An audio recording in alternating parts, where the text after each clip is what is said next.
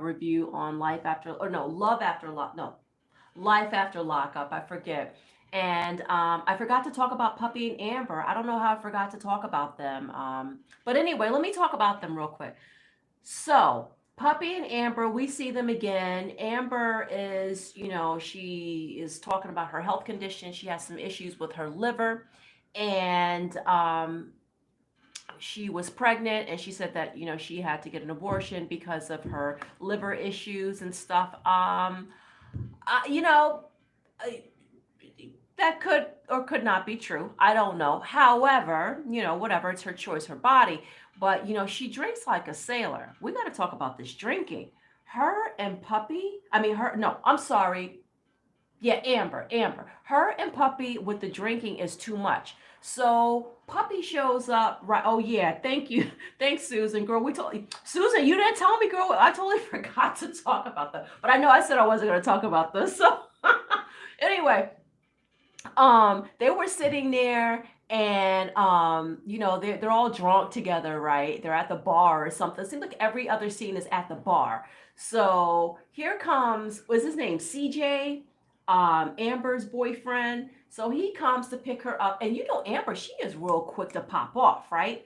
So CJ comes to pick her up, and Puppy wants to reconcile with him. Oh, listen, I'm not as bad as you think. I want us to be friends. I want us to make up. You can see he's completely uncomfortable, right? Now let's just remember, she apologized for the whole scene that happened last season. Now, okay, let's just rewind. Do we remember when Puppy, or no, when Amber had her hands wrapped around Puppy's, this area right here? I don't know if YouTube will let me say that, but she was CHOKING her, okay? Right?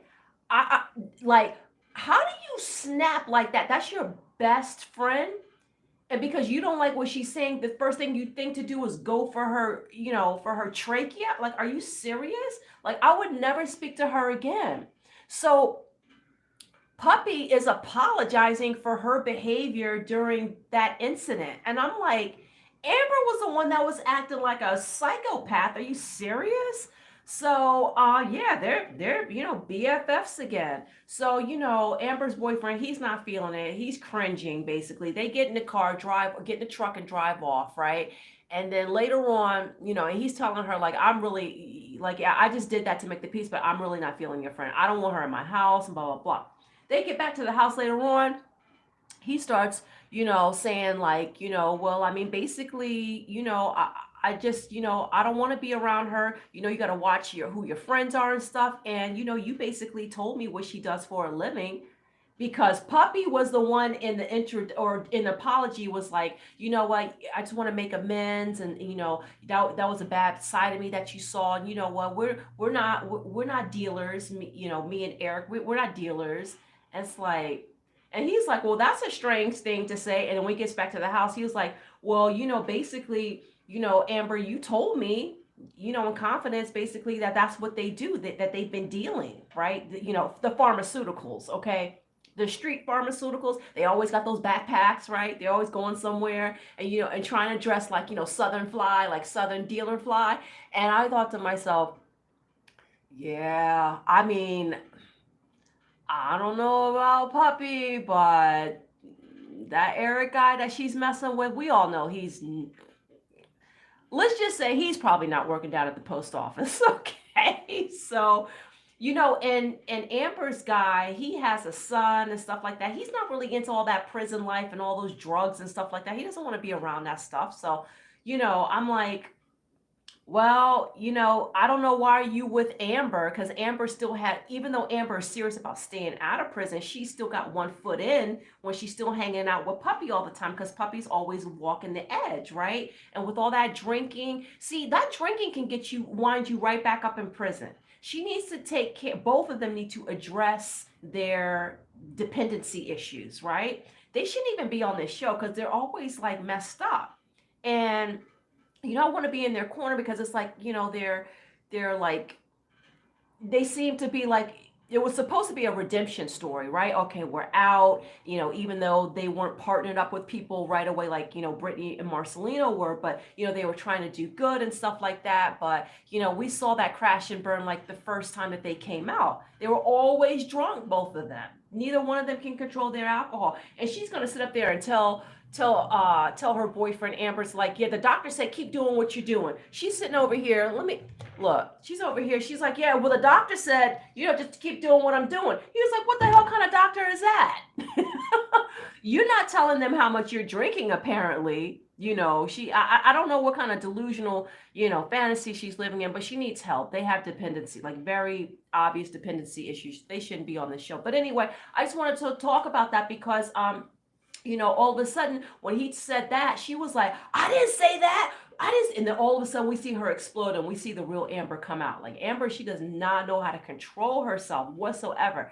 And she starts going off and she's like, take this mic off. I'm out of here. Cause it was like, oh, okay, cause now she's a snitch, right? You got that prison code. You can't be snitching on your friend. So she knows that she was telling her boyfriend about, stuff between her and Amber or whatever's going on, stuff that's going on in Amber's life or whatever. Of course she's spilling, the tea to her boyfriend.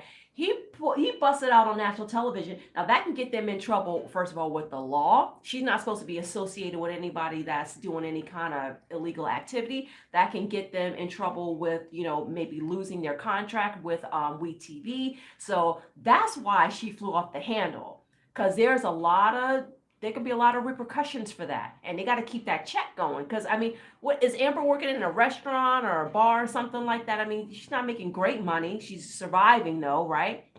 So they need that, they need that check. So, oh God, sometimes it's just like you want to get so into the story, but at the same time, it's like, that these are real people's lives and they need this money. So it's kind of hard to differentiate between what is fact and what is fiction, made up storylines. But that drinking, that's not a made up storyline. Those girls are drinking way too much. They need to get help. But anyway, that's it. I'm done. Get off my step stool or my little soapbox about Amber and Puppy. Yeah, we'll talk about some other couples next week. You guys take care, stay safe. What'd you say, Susan? Puppy's boyfriend is very shady for sure. That's probably the longest she's been out of jail. I'm surprised she's been out of jail that long. And staying around this guy, listen, he's doing something. Allegedly. He does not look like he works out at the local Safeway. Okay, that's all I'm saying. So he looks like he's definitely into some shady business. Now, she just shouldn't be around somebody like that. But again, this is low self-esteem. Puppy, my heart goes out to her because she has very low self-esteem. She should be over there taking care of her mother, okay, helping her with her dialysis appointments and stuff like that instead of dealing with this clown. But that's what she chooses to do. But anyway, all right, guys, stay safe, take care. Peace and lacho. Oh, and by the way, if you liked the video, I forgot to tell you, please give it a thumbs up. Please subscribe and send it to your friends. Okay, peace and lacho.